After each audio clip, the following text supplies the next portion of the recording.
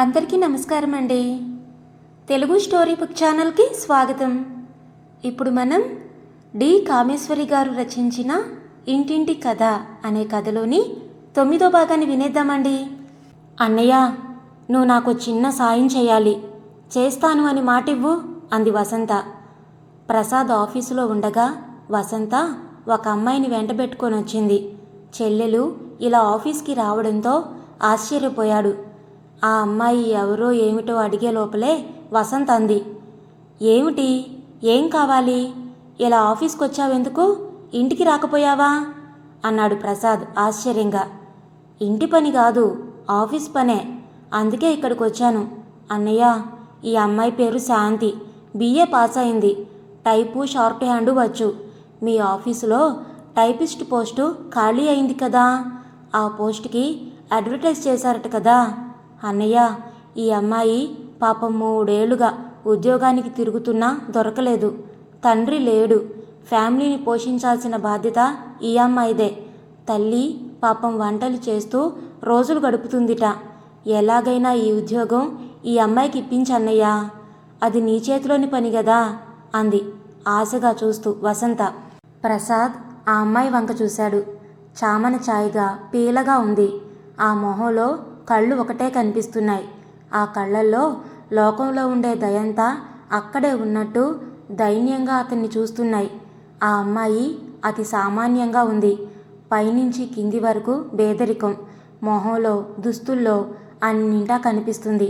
అయినా ఆమె కళ్ళలో ఏదో ఉంది అనిపించింది ప్రసాద్కి. ఎవరీమే, నీ ఫ్రెండా? కాదన్నయ్యా, నేను ఉద్యోగం కోసం ఇంటర్వ్యూకి వెళ్ళిన రోజు ఈమె వచ్చింది. ఉద్యోగం నాకు వచ్చింది. అప్పటినుంచి ఇంకా పాపం ఏదీ దొరకలేదుట. ఇవాళ ఉదయం బస్సులో కనిపించి నన్ను గుర్తుపట్టి పలకరించింది. మాటల్లో ఇలా నీ కంపెనీలో ఓ పోస్ట్ ఉంది, అప్లై చేశానంటే నాకు చటుక్కున గుర్తుకొచ్చింది అది మీ కంపెనీ అని. ప్లీజ్ ఎలాగైనా ఈమెకి ఉద్యోగం ఇవ్వాలన్నయ్యా, నిజంగా చాలా అవస్థలో ఉన్నారు. అసలు మా ఆఫీస్లో టైపిస్ట్ పోస్ట్ ఖాళీ ఉన్నట్టే నాకు తెలీదే. ఉండు అడుగుతాను అంటూ బెల్ కొట్టాడు. ప్యూన్ రాగానే శేషగిరి గారిని పిలు అని. ఫన్నీ, మా ఆఫీసులో పోస్ట్కి వేకెన్సీ ఉన్నట్టు నాకు తెలియదు, కానీ మీ అందరికీ తెలిసింది అంటూ నవ్వాడు ప్రసాద్. నువ్వు చాలా చాలా పెద్దవాడివిగా, అందుకని ఈ ఆఫ్టర్ ఆల్ సంగతులు నీదాకా రావు మరి వసంత హాస్యంగా అంది. శాంతి చిరునవ్వు నవ్వి తలదించుకుంది. అడ్మినిస్ట్రేటివ్ ఆఫీసర్ శేషగిరిరావు గారు రాగానే విషయం అడిగాడు ప్రసాద్. అవును సార్, రేపు 16న ఇంటర్వ్యూ ఉంది, 15 మందికి ఇంటర్వ్యూ కాల్స్ వెళ్ళాయి అన్నాడు. ఆహా అలాగా, సరే తర్వాత మాట్లాడదాం. I will talk to you again. 2 కాఫీలు పంపండి అన్నాడు ప్రసాద్. ఎయిర్ కండిషన్ రూమ్లో అన్నగారి దర్జా హోదా చూసి ఓ పక్క గర్వం అసూయ కలిగాయి వసంతకి. అతను వెళ్ళగానే, ఏమ్మా నీకు ఇంటర్వ్యూ కాల్ వచ్చిందా అన్నాడు. లేదండి, నేను అప్లై చేశాను అంది. సరే, ఆ సంగతి నేను చూస్తాను. ఇంటర్వ్యూకి పిలుపు వస్తుంది, ఆ రోజు రండి, మిగతాది ఆలోచిద్దాం. ఎంత ప్రైవేట్ ఆర్గనైజేషన్ అయినా ఎవరినో ఫేవర్ చేసినట్లుంటే అనేక విమర్శలుంటాయి. రూల్స్ అండ్ రెగ్యులారిటీస్ పాటించాలి. అంచేత మీరు ఇంటర్వ్యూకి రండి, ఈలోగా నేను మా వాళ్లతో చెప్పుంచుతాను అన్నాడు. ఆ మాత్రానికే శాంతి మొహంలో జీవకళ వచ్చింది. ఆ అమ్మాయి కళ్ళల్లో నీటి పొర కదిలింది. అది చూసి ప్రసాద్ మనసు ఆర్ద్రమైంది. తను నిరుద్యోగిగా ఉన్న రోజులు గుర్తుకొచ్చి ఆ అమ్మాయికి ఎలాగన్నా ఉద్యోగం వచ్చేటట్టు చూడాలి అని నిర్ణయించుకున్నాడు. కాఫీ తాగి ఇద్దరూ లేచారు. శాంతి చేతులు జోడించి నమస్కారం చేసి, ఈ ఉద్యోగం ఇస్తే జీవితాంతం మీకు రుణపడి ఉంటాను సార్, ఇంతకంటే ఏం చెప్పలేను అంది. వస్తామన్నయ్య, నీదే భారం అంది వసంత. ఇద్దరూ వెళ్ళాక అప్రయత్నంగానే నిట్టూర్చాడు. బీదరికం మనిషిని ఎంత కృంగదీస్తుంది. ఆ ఆర్థిక దుస్థితే తనని నాడు ఇంత దుస్థితిలో పడేసింది. ఇది వరకు ఏమీ లేదని బాధ, ఇప్పుడు ఉండి అనుభవించలేని దుస్థితి. ఆర్థికంగా ఎవరికీ ఏమీ సహాయపడలేకపోయినా ఈ ఉద్యోగం ఇప్పించడం తనకి కష్టం లేదు. సులువుగా తని సహాయం చేయగలడు అనుకున్నాడు ప్రసాద్. కానీ ఇంత చిన్న విషయానికి కూడా అతనికి స్వతంత్రం లేదని, స్వతంత్రం లత ఇవ్వదని అతను ఊహించలేదు అప్పుడు. ఆ రోజు ఆఫీసు నుంచి వస్తూనే వెంకట్రావు గారు దుర్వాసావతారం ఎత్తి ఇంట్లోకి రాగానే, ఏడివాడు, ఆ వెధవ ఏడి, ఆ దరిద్రుని ఎలా పిలు అన్నారు ఆవేశంతో ఎగిరి పడుతున్న గుండెలతో. ఆయన మొహం ఎర్రబడింది, వళ్ళంతా చెమట పట్టింది. ప్రళయకాల రుద్రుల్లా వచ్చిన భర్తని చూసి తెల్లబోయింది కాంతమ్మ. ఏమిటండి, ఏమైంది అంది బెదురుగా చూస్తూ. ముందు ఆ శంకరగాన్నిలా పిలు. ఇంట్లో లేడండి వాడు, కాలేజీ నుంచి వచ్చి ఎటో వెళ్ళాడు. సంగతి తెలియక భయంగా అంది. హా, కాలేజీకి నీ కొడుకు చదవడానికి వెళ్ళడం లేదే, బజ్జీలు పకోడీలు అమ్మడానికి వెళ్తున్నాడే. కాలేజీల దగ్గర, సినిమా హాళ్ళ దగ్గర బండి మీద పకోడీలు అమ్ముతున్నాడే నీ కొడుకు. నా పరువు మర్యాద అంతా గంగలో కలపడానికి పుట్టాడు ఈ వెధవ.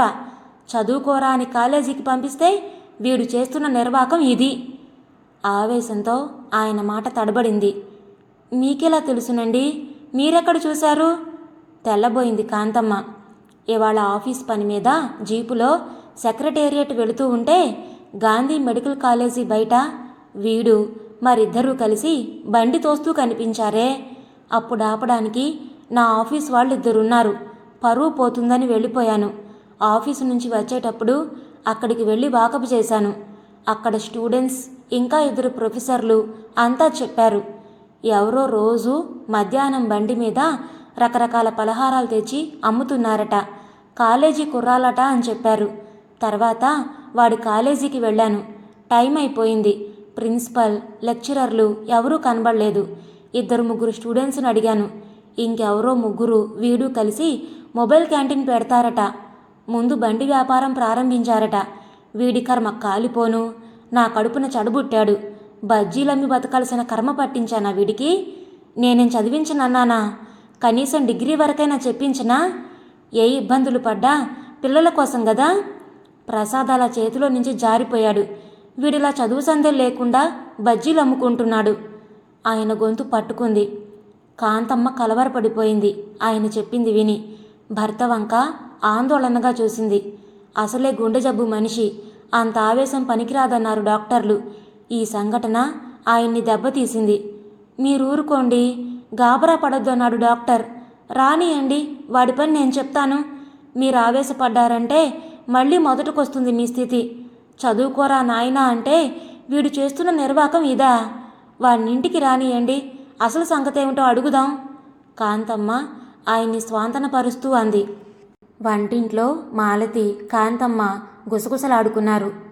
ఓరి వీడి అసాధ్యం కూలా, పట్టుమని 18 ఏళ్ళు లేవు, వీడిప్పటినుంచి ఇలా తయారయ్యాడేమిటి?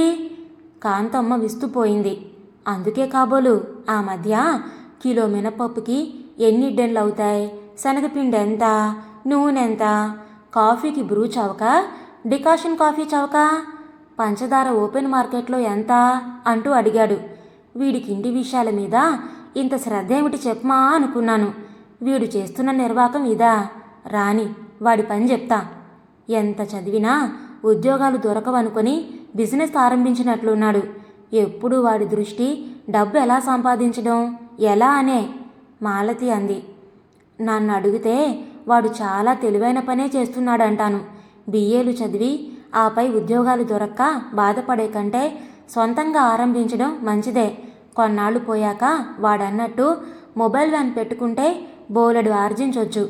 అందరూ ఉద్యోగాలకు ఎగబడితే ఎక్కడ దొరుకుతాయి అంది వసంత. ఈవిడగారొక్కతి దేశాన్నంతా ఉద్ధరించేటట్టు మాట్లాడుతుంది. వాడి దగ్గర ఆ మాటలను పనికొస్తాడింకా. కాంతమ్మ కోపంగా చూసింది వసంత వంక. మాటల్లో శంకరొచ్చాడు. ఇంట్లో జరుగుతున్నది తెలియక ధీమాగా జోళ్ళు టకటకలాడించుకుంటూ వచ్చాడు. ఆ తర్వాత ఎంత భాగవతం జరగాలో అంతా జరిగింది. వెంకట్రావు గారు కొట్టినంత పనిచేసి తిట్టి తిట్టి ఆయాసంతో వగరుస్తూ చతికిలబడ్డారు. కాంతమ్మ నెత్తి కొట్టుకుంటూ ఏడ్చింది. ముందు శంకర్ బెదిరిపోయి జవాబుకు సిద్ధపడలేడేమో నీళ్లు నమిలాడు. తర్వాత ఎలాగో తెలిసింది, ఇంకా దాపరికం ఎందుకు అని ఎదురు తిరిగి జవాబిచ్చాడు. నేనేం కాని పని చేయలేదు, నా బ్రతుకు తెరువు నేను చూసుకుంటున్నాను. దొంగతనం చేశానా? కష్టపడి సంపాదిస్తున్నాను అని సమర్థించుకున్నాడు. నోరు ముయ్యరా అప్రాచ్యుడా! కష్టపడి సంపాదించడం అంటే ఇంటి పరువు ప్రతిష్ట అన్నీ వదిలి బజ్జీలమ్మడం అంటరా? వెంకట్రావు గారు మళ్ళీ పుంజుకున్నారు.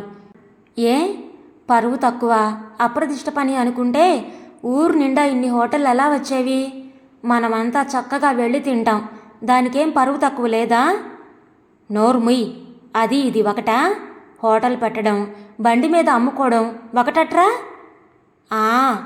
అందరూ ముందే 5 స్టార్ హోటళ్ళు కట్టరు, నెమ్మదిగా పైకి వచ్చిన వాళ్లే అంతా. ఈనాడు పెద్ద హోటళ్ళు వాళ్ళంతా ఒకప్పుడు చిన్న హోటళ్లతో ఆరంభించి ఉండొచ్చు. ఇనప కొలిమితో ఆరంభించాడు టాటా. ఇప్పుడు ఇండియాలో అందరికంటే గొప్పవాడు అయ్యాడన్నమాట మర్చిపోకండి.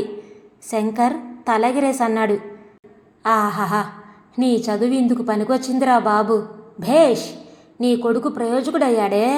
వాడు బ్రతుకు తెరువు వాడే చూసుకున్నాడు. రేపు నీ కొడుకు టాటా బిర్లాలను మించిపోతాడే ఈ బండి వ్యాపారంతో. వెంకట్రావు గారు కొడుకు వాదనని మాటల్లో నెగ్గలేక హేళనగా అన్నారు. దరిద్రుడా, మీ నాన్నగారి పరువు ప్రతిష్ట ఏం కావాలనుకున్నావురా? రేపొద్దున నలుగురిలో ఆయన తలెత్తుకు తిరగాలా వద్దా? మీ అబ్బాయి బజ్జీలు అమ్ముతున్నాడని అంతా అడిగితే మొహం ఎక్కడ పెట్టుకోవాలరా? చదువుకోరా అంటే నీకిదేం బుద్ధి? కాంతమ్మ ఆగ్రహం అవధులు దాటింది. నిండా మునిగాక చలేమిటన్న నిబ్బరం కనిపించింది శంకర్లో. అమ్మా, చదువు విజ్ఞానానికి అంటే ఒప్పుకుంటాను గాని అది ఈ రోజుల్లో బ్రతుకు తెరువుకి ఉపయోగపడడం లేదు. నాకు అసలు చదువు అంటదు. కష్టపడి ఎలాగో డిగ్రీ తెచ్చుకున్నా మనలాంటి అనామకులకి ఉద్యోగం ఇచ్చే దాతలు లేరు. ఇచ్చినా వాళ్ళిచ్చే 4-5 వందలతో ఈ రోజుల్లో బతకలేం. బజ్జీలమ్మి వేలు సంపాదిస్తావా? వెంకట్రావు గారు గర్జించారు. ఎన్ని వేలు సంపాదించావురా ఇప్పటికీ? శంకర్ ఒక్క క్షణం తండ్రి వంక నిబ్బరంగా చూశాడు. నాన్నగారు, బజ్జీలమ్మి నెలకి ఒక్కొక్కళ్ళం నెలకి 200 సంపాదిస్తున్నాం. కొన్నాళ్ళు పోయాక మొబైల్ వ్యాన్ తిప్పుతాం. నలుగురం ఒక్కొక్కరం 1000 సంపాదిస్తాం. మేమంతా లెక్కలు వేశాం, అంతా ప్లాన్ చేశాం. కావలిస్తే చూడండి, ఈ 3 నెలల్లో నా చేతి ఖర్చులకి పోను 500 పోస్టాఫీస్ సేవింగ్స్లో వేశాను అంటూ పాస్బుక్ తెచ్చి చూపాడు. డబ్బు ఒక్కటేరా కావాల్సింది? పరువు వద్దురా? పాలమ్మి కూరలమ్మి సంపాదిస్తున్నారు. అలా అని అవన్నీ మనం చేయగలమా? మనకు స్థాయి అంటూ ఏడ్చింది కదా. పాస్బుక్ చూసి కాస్త తగ్గి వెంకట్రావు గారు కొడుక్కి నచ్చజెప్పే ధోరణిలో అన్నారు. అందుకే మన మధ్యతరగతి సంసారాలు రాను రాను అధోగతికి పడుతున్నాయి. మిడిల్ క్లాస్ కాస్త లోయర్ క్లాస్కి దిగజారడానికి ఈ ఫాల్స్ ప్రెస్టేజ్ కారణం. ఏం చేసినా పరువో అంటూ ఏడుస్తాం. ఎవరు ఏమనుకుంటారో అని భయం. మనలో చేయాలని ఉన్నా ఎవరికో భయపడి ఇబ్బందులున్నా సహిస్తారు గాని తెగించే ధైర్యం లేక పరిస్థితులకి లొంగి నానాటికి దిగజారిపోతున్న మన మధ్యతరగతికి పరువు అన్న పదం వదిలిన నాడే ముక్తి మోక్షం వస్తాయి.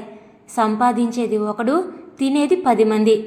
నలుగురు 4 పనులు చేసుకుంటే హాయిగా బతకవచ్చునన్నది మనకి తట్టదు. ఏ ఆఫీసులో చేసేదే ఉద్యోగమా? వసంత బయటికెళ్ళి 4 కాగితాలు టైపు కొట్టి సంపాదిస్తుంది. పెద్దక్కయ్య పిల్లల్ని ఆడించి సంపాదిస్తుంటేలేని నామోషి నేను బజ్జీలమ్మితే ఎందుకు ఉండాలి? శంకర్ జవాబు చెప్పమన్నట్టు నిలేశాడు. వెంకట్రావు గారు జవాబుకి గుటకలు మింగారు. కాంతమ్మ కొడుకు ఇంత పెద్దవాడు ఎప్పుడయ్యాడా అని విస్తుబోయింది. అన్రా అను, ఆడపిల్లల చేత కర్మకాలి ఉద్యోగం చేయిస్తున్నానని నువ్వు దెప్పరా? గతిలేక ఒప్పుకున్నాను. ఆ ప్రసాదాల చేయి జారిపోయాడు. కనీసం నువ్వన్నా చదివి సంపాదించి కాస్త నేను రిటైర్ అయ్యే నాటికి అంది వస్తావనుకుంటే నువ్విలా. ఆయన శంకర్ మాటలకు జవాబేం చెప్పాలో తెలియక నిస్సహాయంగా అన్నారు. నేను చదివి ఉద్యోగం చేస్తేనే మిమ్మల్ని ఆదుకుంటానా? రేపు మొబైల్ వ్యాన్ పెట్టి సంపాదిస్తే ఆదుకోనా? నే చదివి ఉద్యోగం చేసి ఆ వచ్చే 4-5 వందలతో నేనేం తింటాను, మీకేం పెడతాను? అంతకంటే పెద్ద స్థాయిలో బతకాలనే కదా ఎక్కువ సంపాదించాలని తాపత్రయం. ఆరిందలా మాట్లాడాడు శంకర్. ఇది నీ బుర్రకు పుట్టిన బుద్ధేనా? ఎవరన్నా చెప్పారా? కాంతమ్మ కొడుకిలా మాట్లాడుతున్నాడంటే నమ్మలేకడిగింది. అమ్మా, నేనేం పసిపాపాయిని కాదు. నా చుట్టూ ప్రపంచం చూసి ఆ మాత్రం తెలుసుకునే జ్ఞానం ఉంది. ఈ తరం వాళ్ళు కాస్త తొందరగా కళ్ళిప్పి చుట్టూ చూసి నేర్చుకుందామని ప్రయత్నిస్తారు. ఈ చదువులు జ్ఞానం తప్ప బ్రతుకు తెరువుకు ఉపయోగపడే రోజులు పోయాయని, అంతా ఉద్యోగాలకు ఎగబడితే చాలినన్ని లేవని, విదేశాల్లో మాదిరి వృత్తి విద్యలు నేర్చుకుంటే గాని ప్రగతి సాధించలేమని తెలుసుకొని ప్రతి వాళ్ళు ఏదో చేయాలన్న ఆరాటం కనిపిస్తుంది. ఇది మంచి సైన్. మీరు ప్రోత్సహించడం పోయి తిడుతున్నారు నన్ను. భేష్ సోదరా, భేష్. వసంత హాస్యంగా చప్పట్లు కొట్టింది. నా అభినందనలు అందుకో సోదరా. నీకింత బుర్రుందని ఎప్పుడూ తెలుసుకోలేకపోయాం. నువ్వు నోరు ముయ్యవే, ప్రతి దానికి హాస్యం. కాంతమ్మ ఉరిమింది. ఒరేయ్, పిచ్చి పిచ్చి వేషాలు మాని తిన్నగా కాలేజీకి వెళ్ళి చదువుకో. చదువు అవగానే ప్రసాద్ ఆఫీసులో ఉద్యోగం వేయిస్తానన్నాడు. నీ చదువయ్యి నీకు ఉద్యోగం వేయిస్తే నా బాధ్యత తీరుతుంది. అప్పుడు మొబైల్ వ్యాన్ పెడతావో, హోటళ్ళు పెడతావో, పెసరట్లే వేస్తావో నీ ఇష్టం. నా పోషణలో ఉన్నంతకాలం నా మాట మీద నడవాలి. నీ ఇష్టం కుదరదు. వెంకట్రావు గారు బెదిరిస్తూ అన్నారు. శంకర్ మొహం గంటు పెట్టుకున్నాడు. ఛ, ఏ పని చేద్దామన్నా ఓ ప్రోత్సాహం లేదు. మా మిగతా ఫ్రెండ్స్ ముగ్గురిళ్లలో రోజుకో ఫలహారం చేసిస్తున్నారు. ఇంట్లో చేయించి అమ్ముతున్నాం. మీరు చెయ్యరని అడగలేదు. నా కర్మానికి నేనేదో 4 డబ్బులు సంపాదిస్తూ ఉంటే సంతోషించాల్సింది పోయి అమ్మ పెట్టదు, అడుక్కు తినేదు. నాకు కావలసినవి ఏం కొనిస్తున్నారు మీరు? ఓ మంచి బట్టలా, జోళ్ళా, సినిమా, హోటళ్ళు, ఏ సరదాకి లేదు. ఇప్పుడు నా అంతటి నేను సంపాదించుకుంటూ ఉంటే ఉక్రోషంగా అన్నాడు శంకర్. ఒరేయ్, నీ డబ్బు రంది బాగుంది కానీ రేపొద్దున నీకు పిల్లనెవడిస్తాడ్రా? చదువు సందే లేనివాణ్ణి ఏ ఆడపిల్ల పెళ్ళాడుతుంది? నీ సంగతి అలా ఉంచు. ఇంకా 2 ఆడపిల్లలున్నారు. వాళ్ళ పెళ్ళిళ్ళు అవ్వొద్దురా?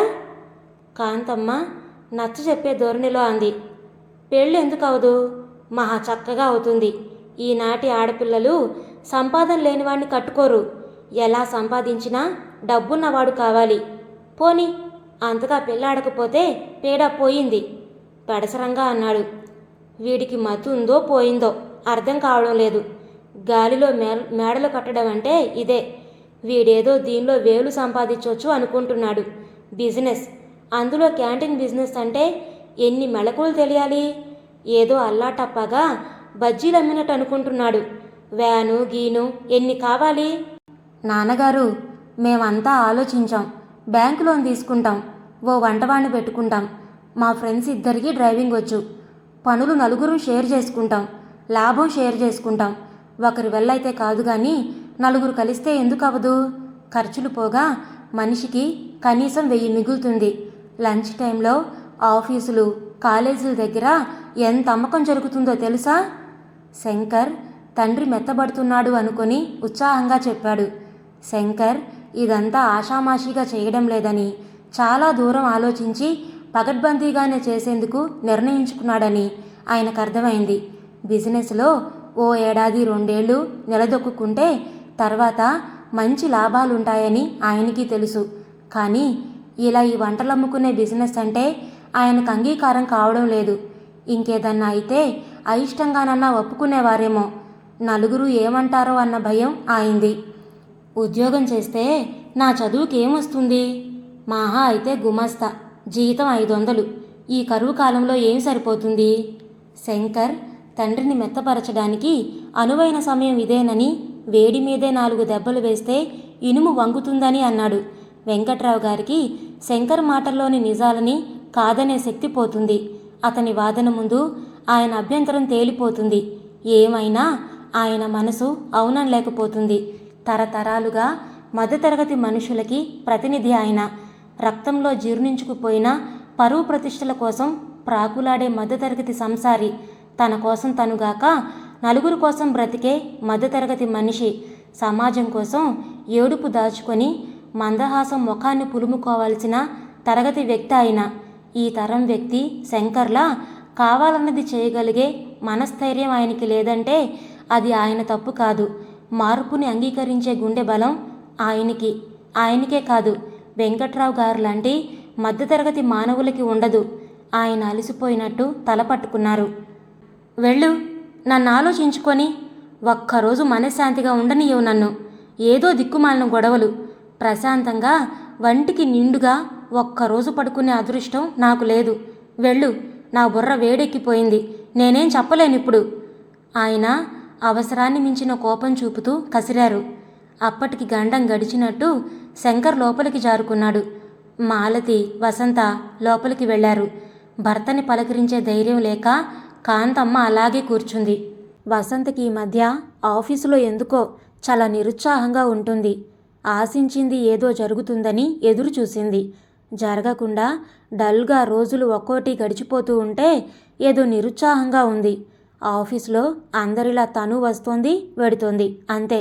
ఏ ప్రత్యేకత, థ్రిల్లు ఏమీ లేకుండా పోయింది ఉద్యోగంలో. రతన్లాల్ తన పట్ల ఏమాత్రం కుతూహలం కనబరచడం లేదు. అలా అని చెడ్డగా అధికారం చలాయించరు.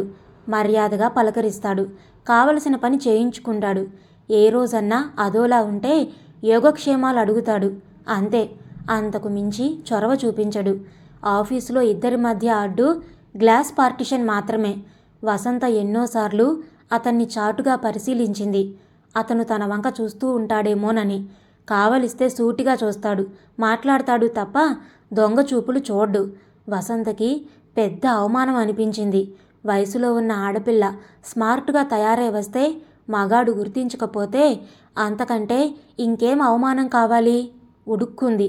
అతని దృష్టి మరల్చాలని ఎన్నోసార్లు తెలిసిన విషయాలైనా తెలియనట్టు కల్పించుకొని అడిగేది. తన సీట్లో నుంచి లేచి 4-5 సార్లు దేనికో దానికి అతని టేబుల్ దగ్గరకు వచ్చేది. రతన్లాల్ బర్త్డే నాడు తనకేం ప్రత్యేకత ఇవ్వలేదని ఆ రోజు నుంచి పట్టుదలగా అతన్ని ఆకర్షించాలని ఎన్నోసార్లు ప్రయత్నించింది. ఒకరోజు అనుకోకుండా ఓ అవకాశం దొరికింది. ఆ రోజు చాలా ఉత్తరాలు, కాగితాలు టైప్ చేయాల్సి వచ్చింది. 5 గంటలైనా అవలేదు. ఇంకో గంట పని పడుతుంది అనుకుంది. ఒక్కొక్కరు ఆఫీసు నుంచి వెళ్ళిపోయారు. ప్యూను, ఇంకో అకౌంటెంట్ మాత్రం మిగిలారు.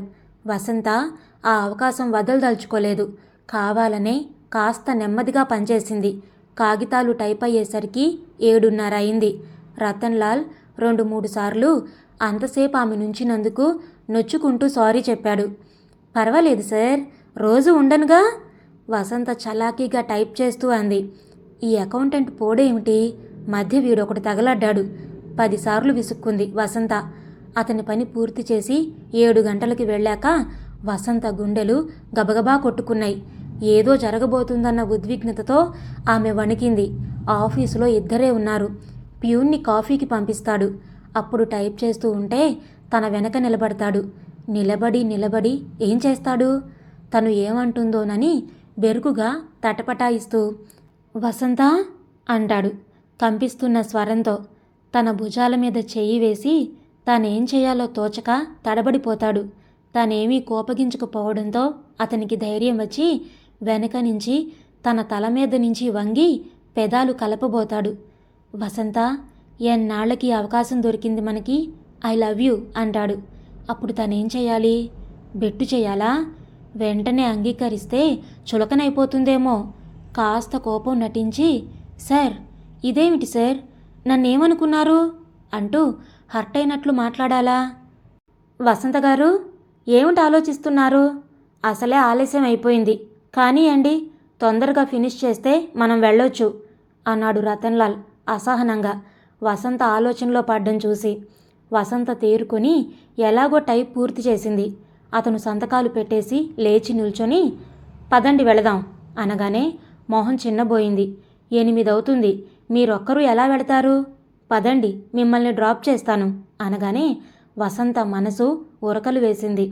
ఆఫీసులో అయితే ప్యూన్ ఉంటాడు అని ఆలోచించుంటాడు. అందుకే కారులో లిఫ్ట్ ఇస్తూ, పర్వాలేదండి, రిక్షాలో వెళ్ళిపోతాను అంది. ఏమంటాడో చూడాలని. వద్దొద్దు, రాత్రి అయింది. మిమ్మల్ని ఇంతవరకు ఉంచినందుకు ఒంటరిగా పంపిస్తానా? కారులో డ్రాప్ చేస్తాను, రండి అంటూ కారును సమీపించి లాక్ తీశాడు. ఆమె ఊహలకి భిన్నంగా అతను ముందు సీటు తలుపుగాక బ్యాక్ డోర్ తెరిచి పట్టుకోవడంతో వసంత మొహం వాడిపోయింది. ఏమనలేక కారెక్కి కూర్చుంది. కారులో వెళుతున్నంతసేపు అతను రేపు పంపాల్సిన ఉత్తరాల గురించి ఏదో చెప్తూ ఉంటే వసంత ఒళ్ళు మండిపోయింది. ఇదేం మనిషి, వీడసలు మగాడేనా? ఒంటరిగా ఆడపిల్లతో వెళుతూ ఇవా మాట్లాడవలసిన విషయాలు అని తిట్టుకుంది. ఆలస్యం అయినందుకు మరోసారి క్షమాపణ చెప్తూ ఉండగానే వసంత ఇంటి రోడ్డు వచ్చేసింది. వసంత కసిగా, ఇక్కడ ఆపండి, మా ఇల్లు వచ్చేసింది అంది కటువుగా. ఆమె గొంతులో కరుకుదనం అతను గుర్తించకుండానే good night, sorry for the delay అంటూ ఉండగానే కారు ముందు వెళ్ళిపోయింది. వసంత గొంతులో ఏదో అడ్డుపడ్డట్టు అనిపించింది. ఇంటి లోపలికి వెళ్ళగానే తల్లి తండ్రి ఆరాటంగా ఆలస్యానికి కారణం అడగడం, మాలతి హాస్యంగా రాజశేఖరం కారులో డ్రాప్ చేశాడు అంటూ హాస్యం ఆడడం అన్నీ ఆ రోజు వసంత సహనాన్ని పరీక్షించాయి. ఆ రాత్రంతా నిద్రపోకుండా ఆలోచిస్తూ ఉంటే తను పిచ్చిగా అందని పళ్ళకి అర్రులు చాచడం లేదు గదా అన్న వివేకం మేల్కొల్పింది. అతనికి తన మీద ఏ ఇంట్రెస్టు లేదు. ఉంటే కనీసం మాటల్లో కాకపోయినా చూపుల్లో చెప్పేవాడు. తను అతన్ని ఆకర్షించలేకపోయిందా? తను అప్సరస కాకపోయినా స్మార్ట్గా ఉంటుందని అంతా అంటారు. తను అతన్ని కదల్చలేకపోయిందా? అసలు తనెందుకు ఇలా ఊహిస్తుంది? పుస్తకాల్లో రాసింది నిజ జీవితంలో అవుతుందా? పాఠకులని మైమరిపించి ఊహాలోకాల్లో ఉయ్యాల లూగించడానికి రాసే కల్పనా సాహిత్యాన్ని తను నిజ జీవితానికి అన్వయించుకోవడం పిచ్చి కాదు. ఎందుకో ఎక్కడో ఏదో అలా జరుగుతుందని అందరి జీవితాల్లో జరుగుతుందా? మహా అయితే వాడుకొని వదిలేస్తారు గాని తమ కింద పనిచేసే అమ్మాయితో ప్రేమలో పడి అది పెళ్లిదాకా రానిస్తారా? తన వెర్రి కాకపోతే తను చదువుండి జ్ఞానం లేకుండా ఎలా ఆలోచిస్తుంది? తనసలు ఏం ఆశిస్తుంది? రతన్లాల్ తనని ప్రేమించాలనా, లేక అతనితో అనుభవం లేని థ్రిల్లా కావలసింది? ప్రేమించినా పెళ్లాడతాడా? అతనికి తనకి అంతస్తుల్లో తేడా. ఆ ప్రేమని పెళ్లిదాకా రానివ్వడు. మరెందుకు వెర్రిగా ఆకాశానికి నిచ్చెన వేస్తుంది? రాత్రంతా తనని తాను తిట్టుకుంది. తెల్లారి మళ్ళీ ఆఫీస్కి వెళ్ళేసరికి రాత్రి నిర్ణయాలని మర్చిపోయి అతను తన వంక చూస్తాడేమోనని చూసి తనేమవుతున్నది తనకే అర్థం కాని స్థితిలో పడింది వసంత. ఆ రోజు నుంచి డల్గా నిరుత్సాహంగా ఉంది వసంత. వసంత నిరుత్సాహానికి తోడు ఇంట్లో పెళ్లి ప్రయత్నాలు చేస్తున్నారు. ప్రసాద్ డబ్బిస్తానన్న దగ్గర నుంచి వెంకట్రావు గారు సంబంధాల వేటలో పడ్డారు. కుదిరితే వసంతకి మాలతికి ఇద్దరికీ కలిపి చేయాలన్న ఉద్దేశంతో ఉన్నారు. కాస్త మంచి సంబంధాలు కట్నాలిచ్చి చేయాలని సంకల్పం. నాకేం ఇప్పటి నుంచి పెళ్ళొద్దు వసంత చిరాగ్గా అంది. నోర్ముయ్, 23 నిండుతున్నాయి. ఇప్పటి నుంచి వద్దకపోతే అమ్మమ్మ అయ్యాక చేసుకుంటావా? ఇన్నాళ్ళు డబ్బు జతపడక ఊరుకున్నాం. ఇప్పుడు ఇంకా ఆలస్యం వీల్లేదు. పెళ్లి చేసుకున్నాక ఉద్యోగం చేసుకుంటావో మానుకుంటావో నీ ఇష్టం, నీ మొగుడి ఇష్టం. మా బాధ్యత తీర్చుకుంటే నిశ్చింత మాకు. కాంతమ్మ మందలించింది. నాన్న 10,000 దాకా కట్నం ఇస్తానంటున్నారు కదే, కాస్త మంచి సంబంధమే చూస్తారులే. కమల నచ్చజెప్తున్నట్లంది. వసంత ఇంకా రెట్టించకుండా ఊరుకుంది. ఆఫీసులో రతన్లాల్ ప్రవర్తన చూశాక ఏదో నిర్లిప్తగా చూద్దాం, ఎవడొస్తాడో, ఎవరికి నచ్చుతుందో చూద్దాం, అంతగా నచ్చకపోతే అప్పుడే వద్దనొచ్చు అనుకుని ఊరుకుంది. ఆ రోజు 11 గంటల వేళ ఎవరో అందమైన అమ్మాయి ఆఫీస్కొచ్చి చకచక చాలా స్వాతంత్రంగా రతన్లాల్ గదిలోకి వచ్చింది. హాయ్ రతన్ అంది చనువుగా. ఆమెని hi Geetha, what a pleasant surprise అన్నాడు సంబరంగా. పక్కనే షార్ట్ హ్యాండ్ తీసుకుంటున్న వసంత ఆ నవ మోహనాంగిని విభ్రాంతిగా చూసింది. ఎవరో దివి నుంచి దిగివచ్చిన అప్సరసలా కనిపించింది వసంత కళ్ళకి. ఎన్నో వేల గులాబీలని ముద్ద చేసి చేసినట్లున్న గులాబీ రంగు శరీరం, గులాబీ కన్నా కోమలంగా సుకుమారంగా ఉన్న దేహం, పేరుకి తగ్గట్టు సన్నగా లతలా ముట్టుకుంటే కందిపోతుందేమో అనేంత సుకుమారంగా ఆధునికంగా బాబుడి హెయిర్, స్లీవ్లెస్ బ్లౌజు, అందంగా నాజూగ్గా అమరినట్లు అలంకరించుకున్న ఆమెను చూసి అబ్బా ఏమందం, అన్నీ కలిసిన ఈ అద్భుత సౌందర్యం ఏమిటి అనిపించి కళ్ళు విప్పార్చుకొని అటే చూసింది. వసంతని చూసి రతన్లాల్ చప్పున ఆ లత, మిస్ వసంత, మై స్టెనో అని మిస్ గీత అంటూ పరిచయం చేశాడు నవ్వి. వసంత, యూ క్యారీ ఆన్, మిగతా లెటర్సు తర్వాత డిక్టేట్ చేస్తాను అంటూ నువ్వెళ్ళు అన్నట్టు చూశాడు.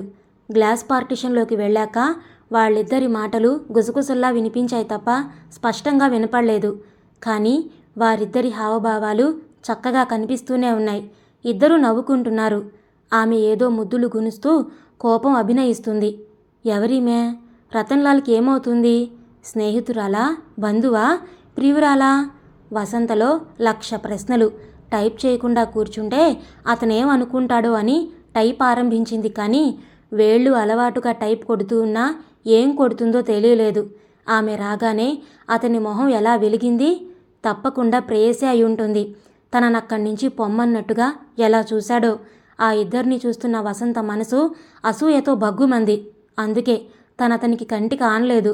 అంత అందమైన అమ్మాయి ఉండగా తన పట్ల ఏం ఇంట్రెస్ట్ ఉంటుంది? ఉక్రోషంతో రతన్లాల్ని మనసులో తిట్టుకుంది. ఇద్దరూ లేచారు కుర్చీలో నుంచి. రతన్లాల్ వసంత దగ్గరకొచ్చి, నేను బయటికి వెళ్తున్నాను. ఫోన్లో అర్జెంటు ఉత్తరాలు ఏమన్నా ఉంటే వచ్చి చూస్తాను సాయంత్రం. రొటీన్ అయితే జవాబులు పంపేసి మీ టైం కాగానే వెళ్ళిపోవచ్చు అంటూ ఆమెతో బయటకు వెళ్ళిపోయాడు. ఇద్దరూ ఒకరిని ఒకరు రాసుకుంటున్నట్టు నవ్వుకుంటూ ప్రపంచంలోని ఆనందానికి అంతటికీ ప్రతినిధిలా వెళుతున్న వాళ్ళని చూసేసరికి వసంతలో ఉత్సాహం, అంతవరకున్న కాస్త ఆశ పోయి గాలి తీసిన బెలూన్లా అయిపోయింది.